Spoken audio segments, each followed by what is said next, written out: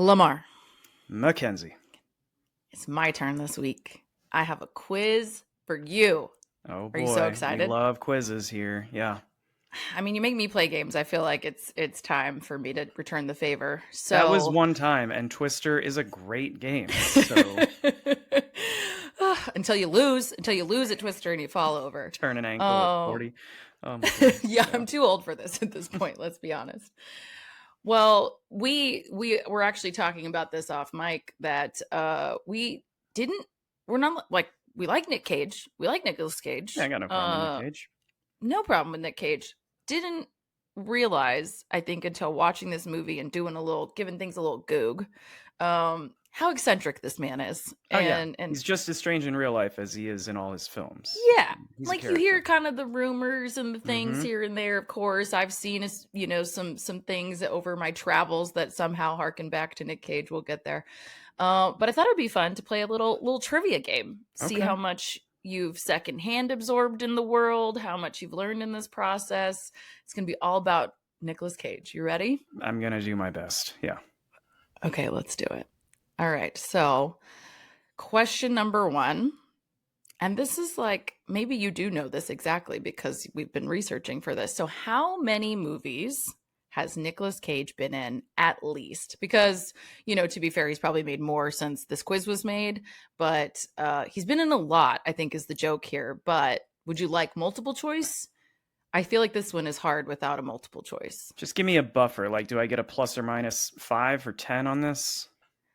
Yeah, I feel like it should be more than that. plus or minus 10, perhaps. I'm going to go 112. Wow, you did awesome, actually. It's 116. Okay.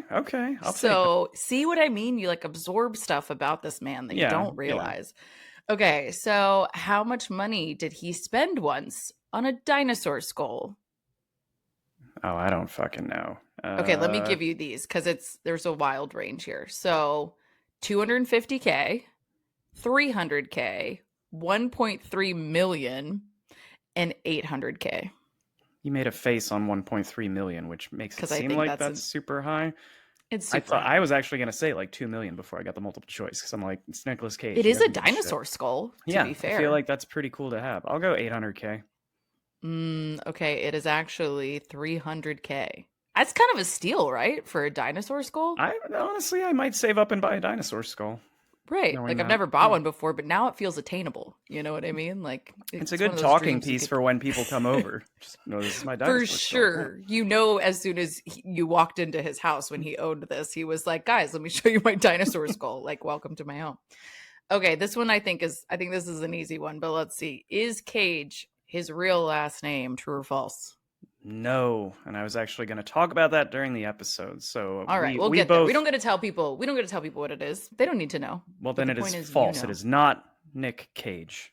It is true. It's not his real last name. Excellent. You're doing great. Actually, I think you've only missed one. So, how many times has Nicolas been married? 3, 10, never, or 5?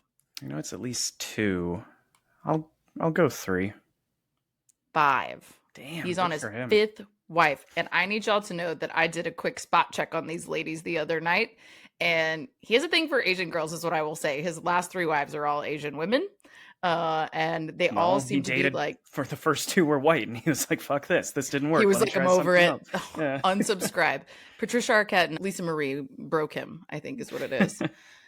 Okay, so what movie did Nicolas Cage win an Oscar for? This is actually hard because these are good choices. So, Raising Arizona, Moonstruck, Leaving Las Vegas, Face Off, or Honeymoon in Vegas? I wish it were Face Off. That'd be fucking awesome. I know, right? I'll go Raising Arizona. I feel like he's kind of cool in that, but I don't know. Or maybe it's Leaving Las Vegas. Which one you want? I mean, you made a face. I know now it's Leaving Las Vegas, but it's Leaving Las Vegas. Yeah. You did. I mean, those would be 2. I think good selections there. Yeah, it is Leaving Las Vegas, Best Actor, 1996. In case you were curious. So, which of these movies did Nicolas act in as well as direct? I'm very curious if you get this one. Jeez. Bangkok Dangerous, Sunny, Zandali, 211, or Gone in 60 Seconds? What was the first one? Bangkok Dangerous. I'll go with that one. That's what I went with, but it is not. It is Sunny. I sort of thought I vaguely remembered. I've seen any of those except for Gone in 60 Seconds. I feel like I vaguely remembered him hearing that about Bangkok Dangerous, but I also never saw it, so I don't know. This is a fun one. What body part is Nicholas missing in the movie Moonstruck? And the picture kind of is a cheat code, like it gives it away, so I feel like they shouldn't put this on the quiz. But anyway, it's a hand, a leg, a foot, or an arm. Hand? Yes, correct. Sweet. You didn't even have to see the picture. I mean, that would have made it really easy, but... Okay, which movie did Nick have teeth pulled for? A, Joe, B, Birdie, C, Adaptation, D, Matchstick Men. I don't fucking know. Adaptation? I'm just guessing at this point on all of these. That's totally fine. Birdie. Cool. I don't know that either. I didn't know that either. Adaptation is like where he's playing a screenwriter. Okay. But he doesn't have missing teeth, I guess. He doesn't have missing teeth. I mean, I guess that would be an interesting story, maybe. What rare exotic pet has Nicolas Cage owned? A fennec fox, a two-headed gopher snake, sugar glider, serval, and a pangolin. Or a pangolin. A sugar glider. Those things are awesome. That feels too easy, though. It's a gopher snake. It's a two-headed gopher snake. But also, I think that they were actually cobras. I don't even know if this quiz is right, because he talked about the cobras in an interview. Long story. I read a really weird interview of his, and he definitely talked about cobras and how he like stole their movements for one of his Ghost Rider things. Also, can we talk about he was in Ghost Rider? Okay. In what city? Ghost Riders. Multiple Ghost Riders. In what city does Nick own a 9-foot tall pyramid tomb? New Orleans. I've been in there. Yeah, I was gonna say you don't need much for that one. Have you seen it? Yes, we walked by. Yes, we did a same. cemetery tour there. And I guess there is some kind... I guess he lived in New Orleans for a while and was like finding himself. And he was like, this is where I want to be buried. The haunted mansion.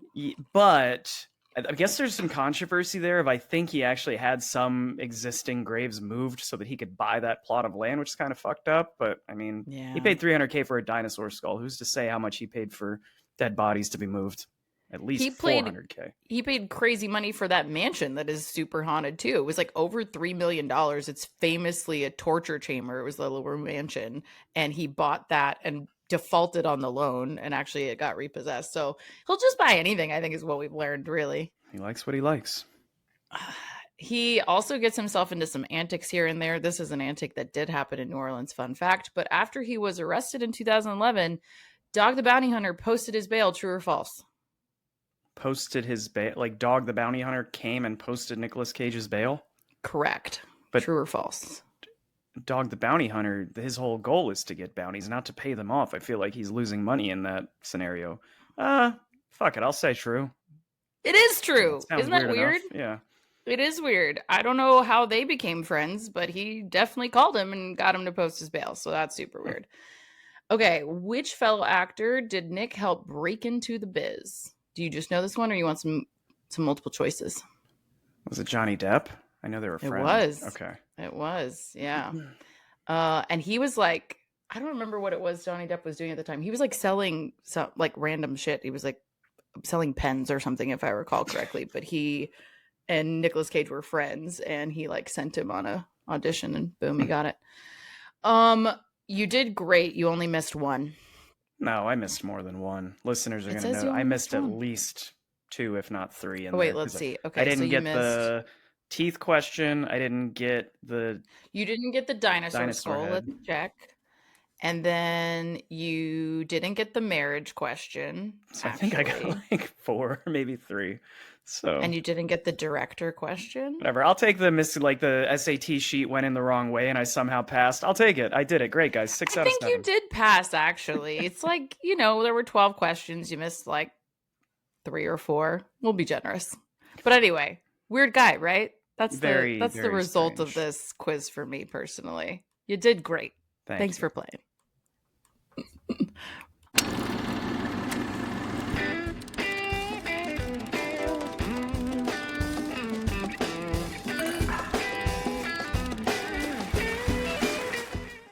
Welcome back to We Drink and We Watch Things. I'm Mackenzie. I'm Lemar. I'll be playing myself today. But are you going to play like Lemar Past Lemar instead of Lemar? Yeah. Or as your friend Zed likes to say, Lemar. Lemar, so, yes, he does. Literally, when he asks about you, he's like, how's Lemar? Yeah.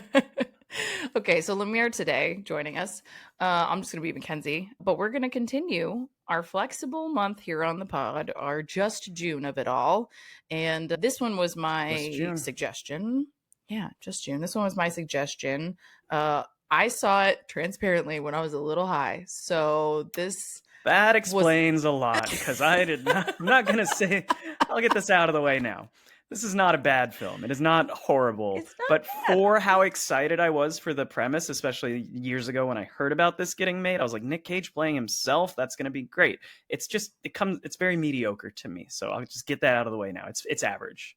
Before we even tell you, which is The Unbearable Weight of Massive Talent, is what we were watching. Spoiler, he plays himself. Spoiler, he plays himself. I think I was very excited about it. It took me a long time to watch it, actually, I will say. I still think it's really fun. I don't think it's as good as the first time that I watched it, obviously, but I do think it's really an interesting time. So we'll get into it. But until we get there, what are we drinking today? Yeah, so our drink, as always, from at Craft World. We kept it relatively simple today. We got some easy proportions. This is basically just a whiskey amaretto sour. So 1/2 ounce each of lemon, lime, simple, and Di Serono, and then 1.5 ounces of whiskey. Skylar did tell us we can get weird if you want to use gin instead of whiskey. That sounds questionable, but that's like the Nic Cage thing to do, right? I do feel I was going to ask you if you did it, because I felt like it was going to be kind of on brand to get weird for this movie, but I did not. I just did the whiskey. I would guess that Nic Cage uses gin in this recipe instead of whiskey, and he probably throws like, I don't know, like a snake egg or something in there as like a floater. Oh, yeah. You know, why not? It is hilarious that you said snake egg. So anyway, as we take a drink, what's it called? This is called the Metastrophe. Nice little play on words there. Yeah. Oh, it's so funny. Okay, so cheers with my snake ice cube in my look drink. At that. See, not far off. Well, see, that was kind of an homage. You were like really on theme here, but that was kind of an homage to his cobras that he owned that I had read about. I was like, you know what I need is a snake ice cube. So, and I happen to have one. So let's do it. Okay, so let's get into this, some basics, and then I think we'll go ahead and do a spoiler-free because this is not that old. Unbearable Weight of Massive Talent, 2022. This is rated 7.4 out of 10 on IMDb, 87% for critics, and 87% for audiences. That blows my fucking mind. If you are not watching this video, like, this is breaking Lemar's brain right now that it is rated. A lot of people must be huge Nicolas Cage, I guess, but okay, sorry, I'll stop. I mean, I think there are some significant Nicolas Cage fans for sure that are informing that. Mm-hmm. I mean, I also think there's a lot of references here that if you are a Nicolas Cage fan, make this really fun. So I could see how that would happen. I guess just in the realm of actors playing themselves in motion pictures, it feels like kind of lowest common denominator. And again, I'm not saying it's horrible. I just think they could have gotten a little more creative. But when you think about Being John Malkovich, or even This Is the End with like Seth Rogen and them playing themselves, they lean into it, and it feels like a different story they're telling of just these exaggerated versions. Whereas this feels like I didn't need to see Nic Cage give me the behind the scenes of why he's hypothetically weird. Like, we all know he's weird, and we know that his roles, he just sort of crapshoot of really good stuff and really bad stuff. I just feel like they could have gone more than just sort of an action comedy with a few little in references to Nic Cage. I don't know. I guess I'm confused how that's different from some of the others. Transparently, I haven't seen Being John Malkovich, so I don't know what that reference is, but it felt to me actually like it felt like he was leaning into like playing himself. And it sounds like that's what you're saying they're doing, is that they're playing themselves. And I don't know, my read on it was that he was kind of leaning into playing himself and kind of committing to the bit was kind of my read. So I'm just curious, like, what do you think is different about what they did? not to digress too much, but I'm just curious, like. Yeah, it's hard for me to really explain it. It just, the best parts of this film are when Nic Cage is not the weirdest person on screen. I feel like when he is, especially the beginning, the first 20 You mean when minutes. Pedro Pascal is the weirdest person on Once screen? Pedro gets here, the movie becomes great. But it's just something about, I don't need to see how the sausage is made, and I don't, because it's a fictional story. You mean there's so much Nic Cage weird backstory, like at the beginning, maybe? Yeah, him like talking to himself is kind of entertaining. But I don't know. I'm trying not to get into spoiler territory, but it's okay. We'll get there. I was just yeah. curious what you meant by that, so we'll get back to it. No worries. Suffice it to say, the ratings do not jive with Lemar. As we continue, director, writer. So Tom Gormican is the director and one of the writers on this. He's done that awkward moment, which I haven't seen. He's also done this. He wrote for Ghosted, Beverly Hills Cop, a few other things, a lot of TV stuff. This is like their first big production, I would say, really. And his co-writer, Kevin Etten, same thing, like on all the same stuff, did a bunch more TV, like Scrubs and Desperate Housewives or what have you. But in terms of like filmography, this is really like their first big one. So it's really interesting to me how they got this made. I mean, they didn't really have a body of work to point Nicolas Cage to and say, look, we do this so well. How would we, don't worry, we can be trusted with the representation of your story or what have you. And it took a lot of effort for them to get it. I think it was like something like 7 or 8 times they had to ask him to do this before a letter from Tom to Nicolas Cage made the difference. I don't know what was in the letter. But yeah, it's kind of crazy with their repertoire, what they were able to get done here. Yeah, persistence, I guess, pays off, and it's like, fuck you, Nicolas Cage. We wrote this entire 200-page script. We need you to do this movie. It's literally you. I will say, there's no one else that can do this. Like for the lack of experience that they have, this is the team that will be producing the Anaconda movie that's coming out next year. I don't know if that's a remake or a sequel, but I keep hearing, you heard about Paul Rudd, and I think Jack Black is attached to it as well. So people are excited about that, but this is the writer-director team that's going to be making that. Which I think it's well written. I mean, I think overall it's like the references and like the loops that they close and it's kind of how they set it up is good. I could see the first act being a little long maybe, but like overall I think they, for a first time out in writing, directing a full-blown film versus a TV episode, for example, I think it's pretty good, and it's good that they trusted them with it, I guess. Yeah. So major cast and crew, as we've said multiple times, Nicolas Cage plays Nic Cage with a K, which is important to note because his nickname in real life is Nick, just the C, no K. And also, wait for it, Nicholas Kim Coppola, Mr. Nicolas Cage's birth name, playing Nicky, which is his, younger movie star aspiring self. We'll get into it. So yeah, he plays both here again, which is not his first time doing this. He's played against himself many times. Why do the Nick with a K, Nick with a C?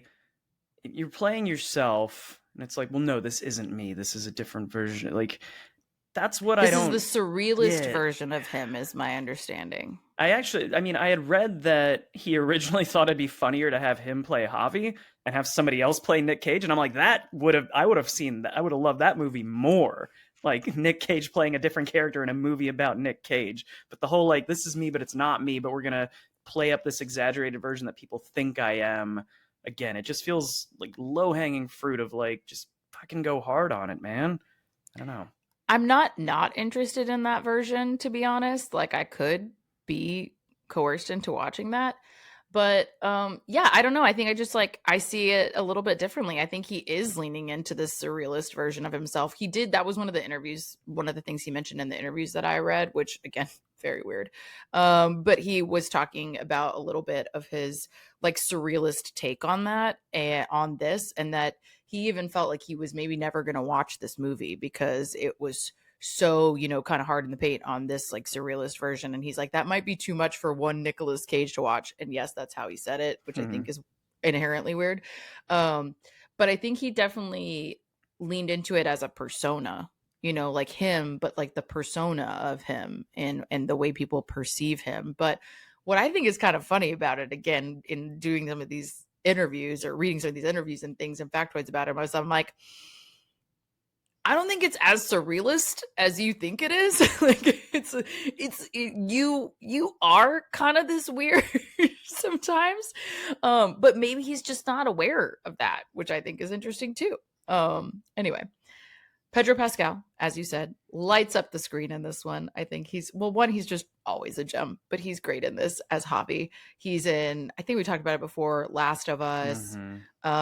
He was in Wonder Woman 1984, which is one we didn't mention. I wanted to share. He was like the villain in that, which I think is fun. He also was in The Wild Robot. He was a voice in The Wild Robot. And I thought I would just point that out because one, that movie was really good and it will make you cry. Feel free to watch it. But two, his name was Fink, which is another character in this one. So I thought that was fun. I mean, most people remember him, I'm assuming, from also Game of Thrones, Mandalorian, Narcos. He was really good in the first season or two of that, or was it season 3? Either way, I think it's one. Yeah. Anyway, and in my research, I found that he was an exotic dancer during some of his earlier acting days on the side. So I think that's where some of this charm comes from. So, ladies, if you ever invent a time machine before you go back and fix World War II and all that jazz, definitely go visit whatever strip club Pedro was working at 100%. first. Like, we need a recon on that and use that time machine accordingly. Hard agree. Yeah, he's I think Game of Thrones is definitely like his mainstream breakout probably, but yeah, he's been in a lot of good stuff. He's a gem. Tiffany Haddish, she plays Vivian. She did kind of like your kind of comedy stuff. She's a stand-up comic for those of you who don't know, but she did like Girls Trip, Night School, things like that. A lot of TV, actually, a lot of voice work. I think she's like very stiff in this, I just gotta say. She's not playing her typical role in this. She's very straightforward, except for the little interactions between her and Ike Barinholtz are kind of funny. But yeah, those they're both kind of playing stiff FBI agents. I liked her in Bad Trip, which is like the Eric Andre half movie, half like Jackass, like street skits. If you remember when Jackass got into like the grandpa movies, when it was like, we have a script, but we're also going to fuck with people in the real world and record that. Eric Andre did one, and she plays not like the villain, but kind of the antagonist in that. I haven't seen that. I saw Night School and it was kind of funny, but I didn't see a bunch of her stuff. I did see Girls Trip, which is like, if you accept it for what it is, like it's kind of, there's some chuckles, but she is the funny one. Like she's the funny one in that. And it's like way funnier. And I get she's not playing funny here, so that's part of it. But it just gives me insight into her like straight acting ability. Cause I was like, eh. But we have Sharon Horgan here as well, playing Olivia, basically the mom and fictional ex-wife of Nicolas Cage. She's done a few things like Catastrophe and Game Night, which is probably something that audience will know her for a little bit more. And then she's in this new series called Bad Sisters, again on Apple TV. I feel like I'm single-handedly becoming an advertising platform for Apple TV, but it's really good. Actually, they're cranking out some good series over there. I'm just saying, check them out. Paco Leon plays Lucas Gutierrez. He's a Spanish actor, so probably not a lot of stuff that people will know. Kiki Love to Love, but he also is in this one that I haven't seen, and he's not technically known for, according to IMDb, but I loved the name, which was A Hipster in Rural Spain. So now I'm curious. I wonder what the plot is. And Neil Patrick Harris joins us a little bit here, again, playing Fink. And we know him from a lot of things, probably lots of TV, interestingly enough, but mostly How I Met Your Mother and Gone Girl. We talked about him in Gone Girl, being a real creep. And then Lily Mo Sheen, who is playing Addie Cage, his daughter. She's been in Underworld Evolution because she is basically literally the daughter of the people in Underworld. So she's Kate Beckinsale and Michael Sheen's kid. She looks just like them, if you ask me. Yeah, like I could see an that. amalgamation of the two of them, you know? She hasn't been in a lot of other stuff. She's did that. She did Everybody's Fine, stuff like that. So she's kind of new. She's younger. And then last one I had was Alessandra Mastronardi. She plays Gabriella. She is Pedro Pascal's love interest. It's so cute. To Rome with Love, she's done Master of None. And Medici, she was in that big series, Medici, that's supposed to be really good. I never saw it, but she was in that as well. Yeah. I mentioned Ike Barinholtz already, who plays Martin in this. He was good in Neighbors. He was in Eastbound and Down. And I liked him in The Hunt, too. Underrated movie, The Hunt. Oh, he was good in The Hunt. Yeah. The Hunt was good. That is very underrated. We should do that sometime. Yeah. That's a good one. All right, quick plot summary, and then we'll get into the good stuff. Movie star Nic Cage must channel his iconic screen characters when he finds himself caught in between a dangerous superfan and a CIA agent. Not bad. Yeah. Dun, dun, dun. I love that the superfan is dangerous. He does a good job of being kind of creepy at the beginning. Anyway, let's get into it. Turn around, don't drown. It's spoiler time. Spoiler, this was not shot in Spain. They lied to us for the whole thing. That was Janelle said, like, we need to go to Mallorca. And then I was like, babe, this isn't Mallorca. It's Croatia. Yeah, we need to go to Croatia, apparently. Fuck yeah. Yeah, Croatia actually is supposed to be beautiful. And it's cheaper to visit than Spain in theory. Mm-hmm. So anyway, the good pro travel tip from these filmmakers. Probably overall contributed to their production budget being lower. It's $30 million. Not too bad. But they only made $29.1 million against that budget, which I feel like it was, again, like a kind of a post-COVID thing. It feels like it mostly was on Hulu. I don't remember if it was straight to Hulu, but I remember it being on there for a while. Like, I think we were still wearing masks in theater. I could be wrong, but like we were still definitely in the fallout from COVID. You know, we still kind of are, but yeah. Yeah. I feel like that was part of the impact here. So who knows? But anyways, this is a fun one. As we said, that's the premise, right? He's playing himself and you get like brought right into it. He's in his like LA life, you know, he's in his schmancy car. He's wearing these crazy ring and clothes. He's like, I don't know if it read to you as he had dyed every piece of hair on his body, but he like his like down to his chest hair. Like they show him later at a pool. And I was like, he's got like this one color throughout his whole body. He just looks like made up almost, like the way you would think kind of a movie star would be. And he goes to the Chateau Marmont, which is like a famous LA spot, and meets with this director who is one of those nuggets, right? It's one of those nuggets that they bring in early on of his career. It's his director from Joe, which he's very like was one of his best films, arguably.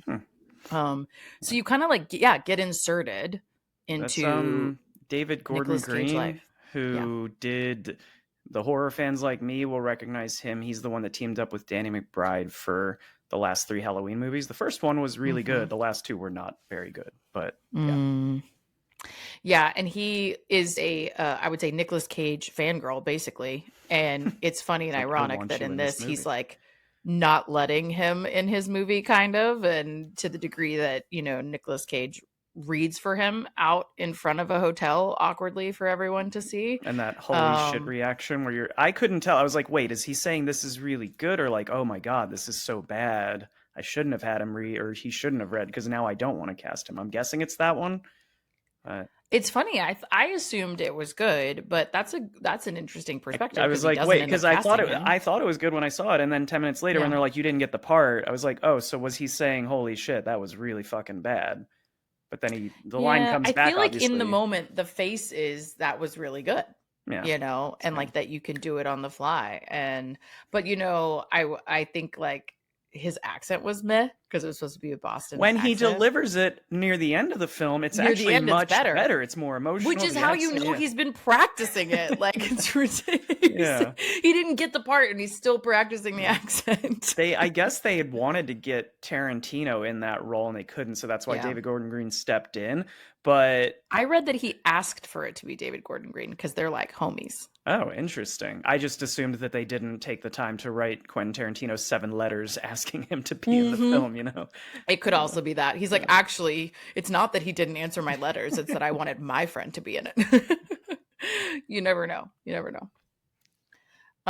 So like we go from this where we also then see kind of his family life of his ex-wife, his daughter. He does seem to really love his daughter. It's not to say that he doesn't, but he does obviously come off as this kind of prototypical artist narcissist. who really is only about his interests, his life, his whatever. And it's hard to watch for me personally for a number of reasons. I have these people in my life, so I'm like, it's hard to see it. Name them. Give us names manifest right now. Narcissist. Give us names right now. Yeah, no, no names shall be shared, but it can be triggering to watch. But I will say, it made me feel kind of bad for him, which is, by the way, something that narcissists are really good at eliciting in people, is like, you feel bad for them because when they try to explain themselves, like he does to his daughter, of like, I was sharing something that was important to me, and like, that's kind of their love language, right? Like, they think that they're connecting with you by sharing this thing that is important to them, when inherently it's kind of about them, but they think they're giving you a gift, kind of, right? Is like this gift. Am I a narcissist? This sounds like me. You're just describing me. I love telling people about things I like and are important to me. I think everybody has been. I was definitely like, okay, I'm a little bit like this too, especially when we're talking about movies, right? Like, if you want to ask me about movie recommendations, I will give you way too many, obviously. But yeah, it's an interesting dynamic to see. Like, you feel. I don't know how else you can take the plot from the start, because they obviously wanted to work in a family subplot to this, regardless of it's not Nic Cage playing Nic Cage. He doesn't have a daughter. He has two sons, or at least at the time he had two sons. And he's you gotta share one of those sons' names. Oh, I don't know. Can you rattle it off? Kal-El. Oh, Superman. Nice. Superman. I skipped over this at the beginning, but yeah, Nic Cage, huge comic fan, and that's where his last name comes from, is Luke Cage, who some of you know from that Netflix series and The Defenders. But yeah, so big comic fan apparently. He is. He thinks it's the modern age's mythology. Sure. Which I get it. Sense. I also love comics. It's great. It's great. He actually also has had comics stolen from him. People have broken into his house to steal his comic book collection. How many times? You said multiple people. I think it's multiple times. I don't know how many times, but what I read was that it happened multiple times. He's had a weird amount of people. He really should. He had that weird guy break into his house and was naked eating a fudge popsicle at the end of his bed. So he has adds to the Nic Cage lore. He has weird fans, is what we've established. For sure. I'm sorry. I diverted you with the Kal-El comment. Yeah, with I don't care that they changed his family. I get it's a movie and they want to work in this subplot, but it just, again, it feels like the lowest common denominator of, we need to show that this actor is struggling. Let's have him ruin his daughter's birthday party. It's just, a lot of this movie feels paint by numbers, and I think it's less about, again, the quality of the film than how high my expectations were. Just the first 15 minutes, outside of when he's talking to himself, I think that's kind of fun, because it's like, what goes on inside of Nicolas Cage's head? But yeah, when he's just delivering some of these lines of dialogue that are meant to be like, oh, look at how wacky that is, some of those do not land for me. I think it's really interesting that he was even willing to do some of these scenes, I will say, because I just think it's so... I mean, this is the nature of movies in general, much less movies that are literally saying that the person he's playing is himself, right? Like, people associate people's characters with that actor forever, right? Like Joffrey, Game of Thrones, right? So like, you have so many examples like that. But this one is explicitly stating, I am playing myself to some degree, right? You have to kind of dig into the meta-ness and the surrealness of it all to disassociate it from his real Nicolas Cage-ness. But that's what I find interesting, that he was willing to do it, because it is going to be so easy for audiences to now associate this version of him, which kind of sucks, right? At the beginning, he's kind of like, again, he's a super narcissistic, selfish guy who is maybe a little bit crazy also, with him. Like, they're going to associate that, I think, with Nicolas Cage the person. And so I was kind of impressed that he was willing to just, again, really commit to the bit. I guess keep doing it. I mean, I guess that makes sense why he did the Nick name change, of acknowledging this is not really me. This is actually a little different. Yeah. I mean, he's definitely a caricature of himself. I mean, nobody, I hope that comes through. I think that's very, I don't know, dude. Based on the quiz we did at the beginning, I don't think this is a caricature. But you're right. I mean, I even said that in the quiz. I was like, he's weirder than he thinks he is. I don't know. He's kind of a mercurial and kind of interesting guy that I think he he kind of escapes description in some ways, perhaps. I'd agree with that. I mean, for what it's worth, as we're getting into this plot, I literally had I had one note for the first 20 minutes of this film, and it was about the family thing and how I didn't really need that, but I understand why it's kind of come back later and be important. But my second note is just the movie is better when Pedro Pascal gets here.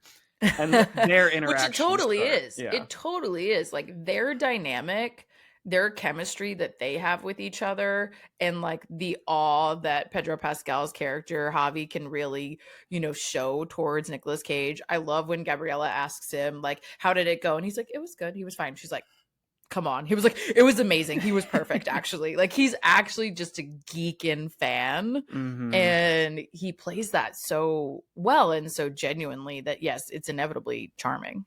Yeah. Probably my favorite gag from this and my favorite line of dialogue. And I think it's because it's important that cinephiles, yes, we love, incredible, not just me and Mackenzie, but like anyone who's like a huge movie fan, we love quality films, but it's also important that you stand by your opinions. I think it was last week I gave Palm Springs a 10 out of 10. I fucking love that movie. It's like speaks to my heart. So that line where he says Paddington 2 is incredible.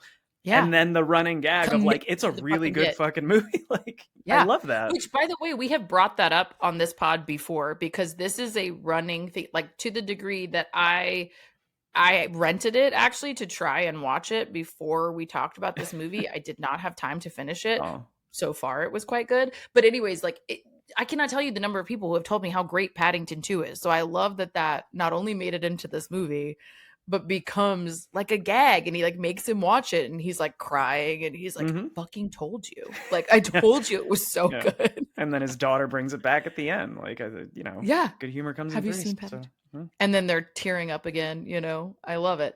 I think that's their dynamic is really kind of what makes especially the later parts of this movie, even when they start to sort of second guess each other. But I also like that Javi feels so strongly about Nic Cage's career and who he is as an actor, and that he can't retire, that he like brings him back from the brink. And I do like that scene where he's sort of like immersing him into this method moment of you gotta role play with me, you gotta act.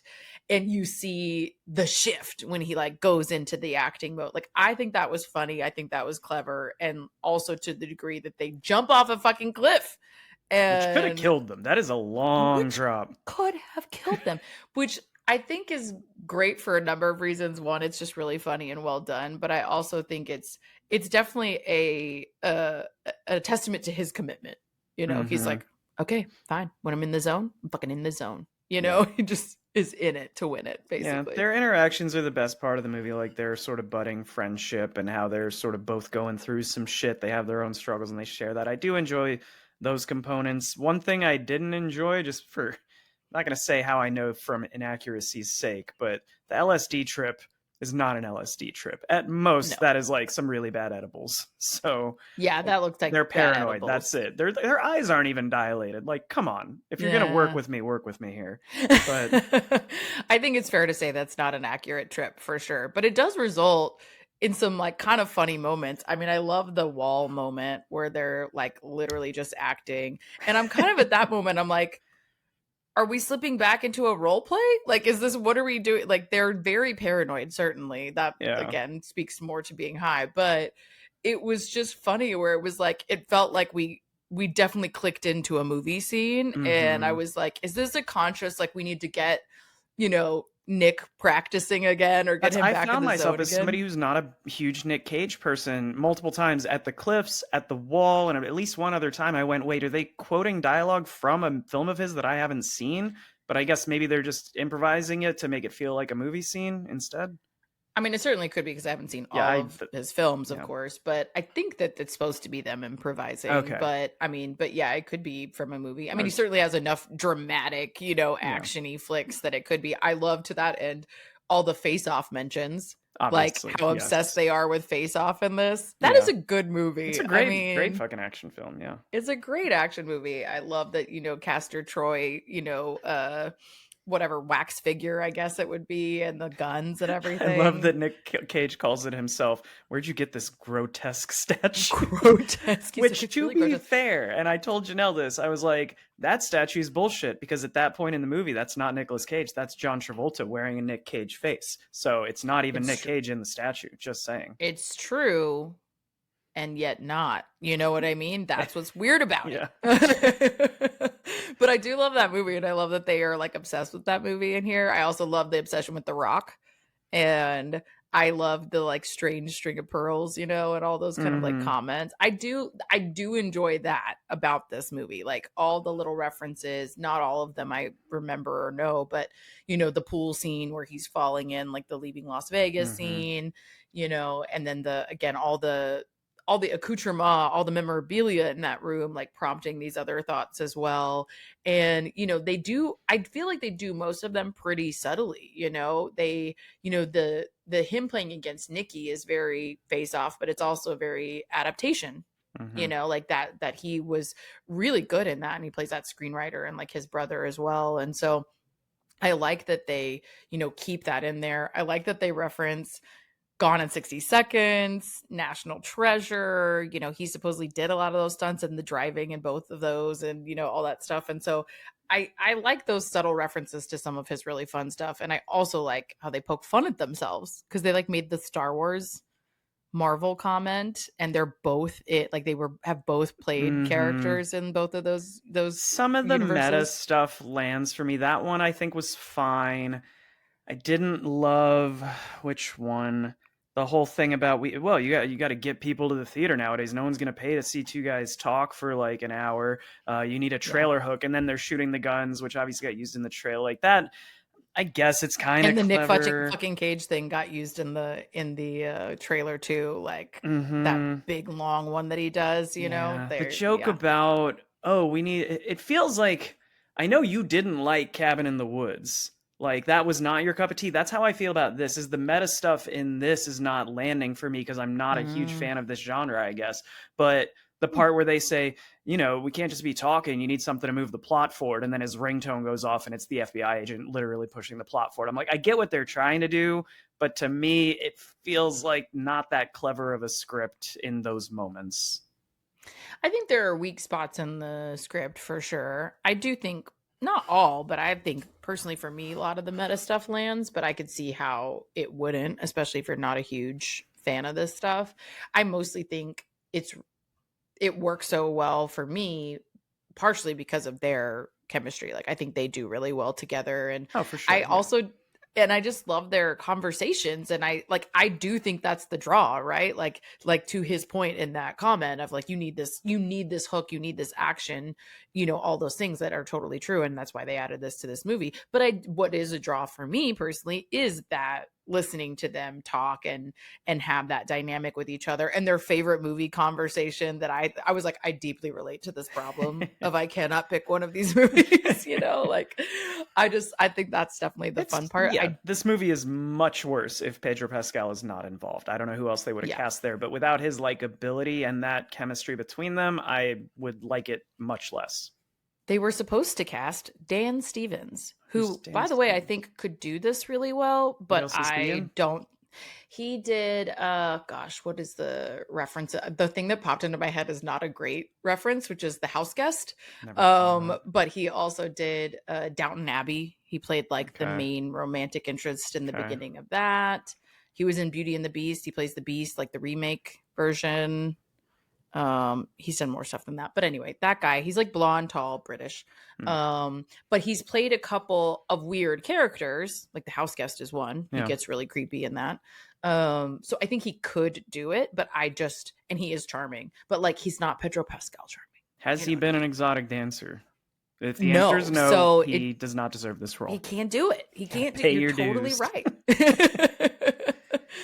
But yeah, the one thing I will say about one of those like references in the movies, like the adaptation thing and the face-off thing, the Nicky thing is interesting to me. He's even dressed like old Nicolas Cage, younger Nicolas Cage, I should say. Yeah. But I don't think this person's face has ever been this smooth. It's like a little bit distracting to me. Yeah, it looks like AI. Yes. And it is, and like obviously they CGI'd this or whatever, I get it, but it's like it's a little bit much, you know what I mean? It's like a little too much. But secondarily, I don't like when they kiss. That part feels so weird to me and unnecessary. Like, why would you make out with yourself? It's all for that punchline where he gets up and says like Nic Cage smooch is good. Like, yeah, which is but like fine. But I don't get that punchline, I guess. Yeah. I get, because to me it didn't. It's it just did not them pay being off like, for me. look how weird Nic Cage is, and also his alter ego in his brain. Like, that's all it is. I guess that one did not land for me at all. So I can get on that train with you. They don't all work for sure. But I like that he references his real life nouveau shamanic acting methodology. Did you look into this at all? I heard the term, but I didn't do any deep digging. What do you got? Okay, so I was very curious about this. They mentioned stuff in here like Stanislavski. I was a theater kid, if y'all don't know, and I was a method actor, which is a Stanislavski Strasberg method type of approach to acting. This is what he's saying is he's kind of a method actor as well, but he has he has come up with this term. I was like, what is this term? I've never his heard. Own acting religion. Yeah, like there's a ton of them. There's like Uta Hagen is technical. There's David Mamet is technical. Like there's a bunch of theorists, acting theorists. There's all these different types. And I'm like, shit, what did I miss? You know, what is this new information? So I looked it up. It's fucking him. It's just Nicolas Cage has called his acting style nouveau shamanic acting. And I read in this interview, I wonder if I have it handy. I think I might, where he was like trying to explain it to the interviewer because they were like, you've referenced your acting in these various terms before. And he literally admits that he added the nouveau to be schmancy. He was like trying to explain it. And he was just like, I just, wanted to. Yeah, he says, this author, Brian Bates, wrote a book called The Way of the Word, and he put forth the notion that actors hailed from the old shamans. So I was kind of making a statement about that. And I added nouveau to be fancy. Direct quote. Sure, why not? I feel like the actual Nicolas Cage school of acting, we always talk about how more established actors like him will say, okay, you do one for them and then you do one for you. You do a blockbuster piece thing that you're not proud of, but it's going to make money. And then you go do your artsy fartsy. I think the Nic Cage school of acting is you do one for them, 4 for you, and then at least 2 for no one in particular. That is Nicolas I was going to say there's definitely a couple for nobody at all. Well, that's kind of like, I told you this the other day, that I just went and saw a movie when I was in Australia that starred Nicolas Cage. And he's like the only American actor in it because, again, he doesn't turn anything down. But he did this Australian film. I don't know if I haven't seen a lot of Australian cinema. I got to be super honest. So I don't know if the style is very Australian. I don't want to offend anybody, but it was a very weird movie. And it's called The Surfer, and he plays a surfer, a former surfer, okay. I should say. I see where you're going with this. Yes. He surfs. He surfs. Okay. He was a former competitor. He doesn't surf once in this until the very end of this movie, though. It's called The Surfer. And this whole battle is him like having a breakdown, trying to buy this house on this beach so that he can surf this beach and be considered a local. And it gets like weird. He has this breakdown. And the whole time I'm thinking like exactly that. I'm like, who is this movie for? It sounds like it could be like an Adam Sandler plot from like the late 90s, The Surfer. He can't surf and he really wants to surf. It's just such a... But it's trying to be heavier than that is what I'm saying. Like it's trying to be more intense than that. Andy and I saw it. You'll have to ask Andy his take, but it was fucking weird. And I thought exactly that. I was like, this is a movie made for no one. This is made for no one. Can we... but I agree. There's one other thing that I did not... Again, it's like a beat for beat kind of low-hanging fruit. What a plot twist. It turns out the guy who's been super likable this whole time is the good guy, but his cousin, who's been in is the bad one guy. Fucking scene so far and shows up and is kind of a dick right off the bat. Twist, he's the drug lord. Like, yeah. I mean, I never really bought Pedro Pascal as the drug lord. That's what I mean. Like, it's like, there's going to be a turn and it's not going to be. But I was wondering, do other people buy it until that shift? Because to your point, I was not at all surprised by the plot twist. I was like, of course it's not him because there's no way. And I love that it's kind of this budding romance between him and him because he's like earlier telling the CIA, he's like, I've met this man. Like, I can read this man. My thespian skills let me. And he's like, there's no way that he is a drug lord. And he turns out to be 100% accurate. And I think you as the viewer, I think most people would agree with that. Like, is this much of a plot twist? I agree with you. I don't think it's much. Yeah. His scenes when he is working, you said it was CIA, right? Not FBI? CIA. Okay, so when he's working with the CIA, and they're international, you know, it can't be FBI. Excellent call there. Good on you. But like the scenes where he's working with them and he's got the earpiece in and he's talking to them, those are kind of fun. When he accidentally drugs himself and he's like, that's a fun physical scene. Slapstick kind of comedy thing. Did you like the action? Yes, like the action that was line? actually pretty clever. I liked that of like she knows how to get him to go full throttle, full Nicolas Cage. Thought that was one of the ones that did land. When he's talking about how he's like, you know, actually acting and being in the CIA are pretty similar. I think I could do more of this. So I thought that was pretty clever. And then he immediately flips. Yeah. She's like, okay, great. We have another issue. And he's like, no, I'm not fucking doing this. I do like that. Yeah. That whole scene is like a good, that's a good scene. Good sequence. I also really like the shoe swap scene. I don't know why. It's not a big scene. It's not like probably a standout for anybody else. But one, that they have the same size shoe, which as a woman who's never had the same size shoe as anyone I know is groundbreaking to me. I'm like, there's no way. Apparently there is a way. But anyway, it's like this bromance moment. And they like, the guy is swapping like Vans for Gucci shoes, right? And then he immediately runs and he's like, your shoes off for no ankle support. And it's this just like bickering, but also like cute romantic moment between these bros. It's just, I thought that whole thing was kind of fun. And it leads to one of my favorite moments in the movie is when they're having the argument of who's going to run to the vehicle. And then the shoes get brought up of, you gave me these loafers, I can't run. And he's like, well, I saw you run faster than me. I saw it in National Treasure. And he's like, you sure that wasn't the stuntman? No, because in the DVD commentary, they said it was you. Like, that argument is brilliant. And he's so great. And I love that it ends with Nicolas Cage being like, fine, I'll go. And he goes, well, if you're going, I'm coming with you. I'm going with you. The whole argument is moot. That part was very funny. That was very funny. I agree. I just love that he's like that. I just love that there's maybe one other person in the world that one has DVDs and two watches the DVD commentary and or extra features. I feel very seen by Javi in this movie. Yeah. Well, all that to say, like, we get, you know, denouement. They like kill everybody because of course, but there are some more face-off references here. There's some other like Nicolas Cage references in this big breakdown. The Sergio, when he's like in the Sergio face makeup and stuff. Yes. That's pretty clever. I like that. Yeah, I like that. I like that he like rips it off, you know, all of that is pretty like it's so it's just so raw, and I love that whole breakdown of that scene and how Pedro comes in to save him, you know. They're like saving each other over and over again in this movie, and I think that's so cute. And then they exit out and, you know, they're rescued or whatever by the rest of the CIA and all this stuff, and it transitions to the movie in the movie. And now we've got Demi Moore here playing the wife in like 6-inch heels. I need y'all to understand she's in like 6-inch heels running to this man. But it's just cool to see that they got to like work together coming out of this whole thing. Yeah. It's this cute ending to their story of him wanting to work with Nicolas Cage. And then they actually do it and they're at the premiere. But instead of at the premiere going to the party and doing the Nicolas Cage thing, he goes home to his family.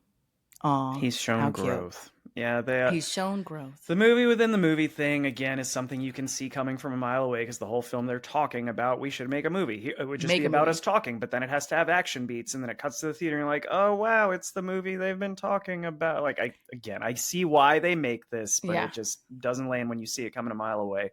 And he's back, not that he went anywhere. I do like that repeated line. It is delivered to various levels of efficacy. It's something but you would yell in the mirror of like, right, go exactly. Yeah, it's still relevant. But I do like how it ends on it, you know, a little bit there with the movie. To the last thing I would say in regards to the action beats at the end, they're fine. Again, predictable action beats. You know, from the several movies we've done, dating back to movies from the fucking 1930s, my least favorite thing is when there's guns pointed at an individual and they somehow get out of it. Because Nic Cage is on the ground with a gun in his chest and 4 other guys with guns aimed at him, but he manages to like get out, shoot 2 of the guys, and then finally... Well, you know, he distracts him with this monologue that's incredible. Which is great. You know?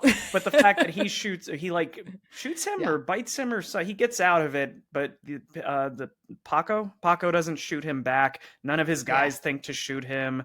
It's you know, it's an action movie. Pedro comes in and starts shooting, and they're so confused. He gets a couple of the... But I get it. But I mean, like, I think it's a fun callback to the beginning, that the monologue, like, that he's, again, I think the implication is funnier to me than the scene of he did not get this role, and yet he has clearly still been practicing this monologue and this accent, and now he's got to deliver it because he knows he's got it, you know. And it works like, within the context of the scene. Yeah. Like, even if you hadn't had the scene at the beginning, he could have said that, given just this impassioned action, like, badass monologue. It would have worked. Improv, whatever, and it would have worked. Yeah. The last thing I wanted to call out was we obviously, the Golden Guns come back from the Nic Cage / John Travolta statue earlier. I thought this was funny. I was on IMDb doing like the research on the fun facts and trivia, and in the spoiler section, someone points out the Golden Guns that Nic Cage uses in this movie are the same Golden Guns from Face Off. 55 of 56 users found that useful, and I thought that was just said in the movie. Like, that's what I feel like I need to call it out. I know I need to post in that same trivia section. The Nicolas Cage in this movie is actually played by the actor Nicolas Cage. Isn't that fucking wacky? Who knew? Do you need to start a Reddit thread about this? I'm very upset. Do better, IMDb. Do better. I do. There are some factoids in there that I'm sometimes like, really, guys? Really? I do also really like, though, the final reference I will say that I like is that they go to the last scene with him and the fam, and they're watching the movie, and they're talking about his belt and his stylist, Mr. Neiman Marcus said the stylist, whatever, and they're debating over what to put on his belt, and he asks, the stylist asks for it to be a bee, and Nic Cage is like, no, not the bees, not the bees. And if you have ever seen this movie, my condolences, but that is a reference to The Wicker Man, one of the worst movies I have ever seen. And that is a big scene of his where he's like put into this helmet of bees that are stinging his head, and he just says, not the bees, not the bees. I've never seen that one. I saw the original. We watched it during October last year. We watched the original Wicker Man, which was very good. But all I've ever seen is that GIF / clip of him in that scene. I heard it was a piece of shit. So do not watch it. The original was good for what it's worth. Yeah, I was going to say the original, like that. I actually never saw the original, but the consensus is that it ruins the original. Like, it does not do the original justice at all. And it's really badly done. It's one of the worst things I've ever seen. But I love that they, again, make homage not just to the ones that are good, but also to the ones that are bad. And that's kind of one of the ones we end on, which is funny to me. Word. But, you know, again, growth, family, Paddington 2. You know, we've shown some growth. We've watched a great movie. What is your rating?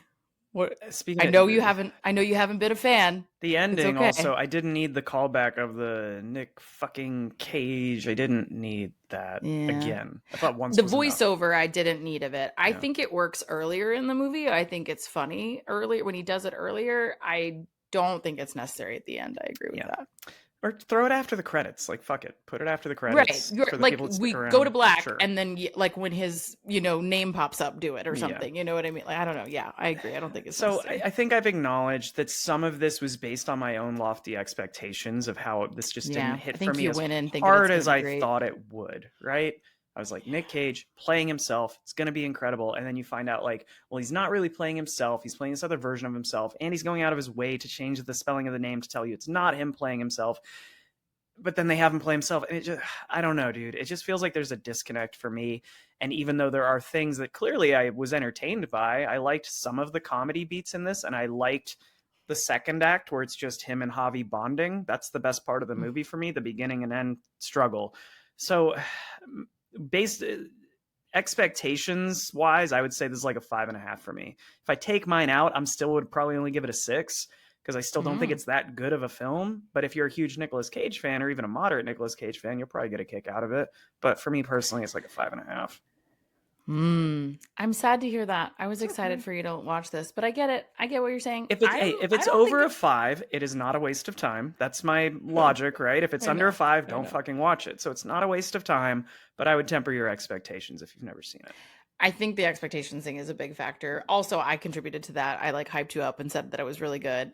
Also, again, I had watched it while high, so let's be honest. But I did really still enjoy it. I will say, like, I did enjoy it. I thought it was fun. I like all the references. I will caveat this with, I'm not a huge Nicolas Cage fan. I would say I'm a moderate Nicolas Cage fan. Like, I like him. I think he does some very good work. I think he does an equal amount, if not more, shitty work because he's just, quote, working, right? I think that comes through. I think he even, and I think he even says this in this movie, right? So I still have a really good time watching it. I love their chemistry.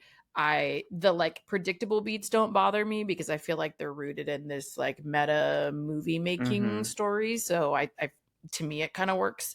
So yeah, I would give it like a 7. I wouldn't give it like an 85 or whatever these people did on Rotten Tomatoes because I do agree with you. I think there's flaws. But I think it's a fun watch. And I think if you go into it, like you said, with tempered expectations, knowing that it's just going to be like a good time and there'll be some fun references if you like Nicolas Cage, then yeah, I think it's like a 7. Yeah. I mean, maybe I'm making unfair comparisons to other movies where people play themselves, or to something like Seven Psychopaths, where that's kind of a movie within a movie and they keep talking about scripting this film, but it feels like a really good one though. But that one diverts, right? Like it literally is, hey, we're going to spend the whole second act just talking in the desert. And the only reason this whole, I'm not going to spoil Seven Psychopaths, but go watch it. It's a very good example, in my opinion, of a meta film. Yeah. It is a very good meta film. I agree. And they're not like, it's easy to mess them up, you know? So I think this is a decent showing for one, for sure. I now know though why you picked the cocktail name that you did. Metastrophe. Well, no, that was Skylar's suggestion. He crushed it. I know, but like of the selections, like you really like. Oh yeah, I knew where I was like, yeah, that summarizes my thoughts perfectly. I get it now. I get it now. But it's great cocktail as well. So, all right, well, thanks for joining, fam. Again, I think this is a fun one. Go to give it a watch, but yeah, maybe chill out the expectations or do an edible before, like I did. Not LSD though. Don't do not LSD though. Don't do that. It won't look like this. Just be clear. It won't look like that. But come back next week. We are super excited. I'm very excited for this. We are going to start our new month, July, with a fun summer theme that we talked about a lot last summer, and we're just going to double the fuck down, which is baseball movies. I was going to say, I didn't think up, we're live right now, and like I didn't think up what the name of the month, but I'm thinking just baseball, all caps, exclamation point at the end, baseball. That's the thing. Baseball. Yeah, I don't know how, like with July, how do you work that in? I don't know. We like perfect, though. We're in the swing of MLB season. You know, it's baseball. Yes. UT just won the softball college championship last night. What if it's let's play ball? Ooh. Because like that's the baseball. You know what I mean? I like that. July. Let's play ball. Oh, I love it. You just glossed over the fact that UT won the softball championship last night. You're right, I did. And I actually shared it and announced it in my story. Yeah. So if y'all didn't know, UT Hook 'em Horns, the women's softball team just took home the national championship last night. Woo woo. So yeah, it's right on time. It's right on time for this theme. I'm very excited. So anyway, we're going to kick things off next month with Field of Dreams, which is, of course, a classic. Also one that you guys were really upset we didn't cover last summer. So we're doing it. And also, I've never seen it. So we will see how this goes. I forgot that. Yeah. You're who I was thinking of. I asked Skylar the other day and I was like, have you never seen Field of Dreams? And he looked at me like enraged. And I was like, what do you mean? As he does. He never does. But anyway, okay, it's you. Yeah, that's so weird. Okay, well, we're going to talk about it. But in the meantime, go watch Seven Psychopaths. It's true. It's true. In the meantime, follow us on our socials. We drink and we watch things. Instagram, TikTok, give us some hearts, some comments. We will always interact and engage. You can watch the video of this pod on YouTube or on Spotify video. And you can always email us. We drink and we watch things pod@gmail.com. Mackenzie will check that and let me know what criticisms you send my way for not liking this film. I filter a lot out for you. You're welcome. I appreciate that. You know? Yeah. Delicate sensibilities. Exactly. All right, friends. Go have a drink and watch a thing. Cheers. Cheers.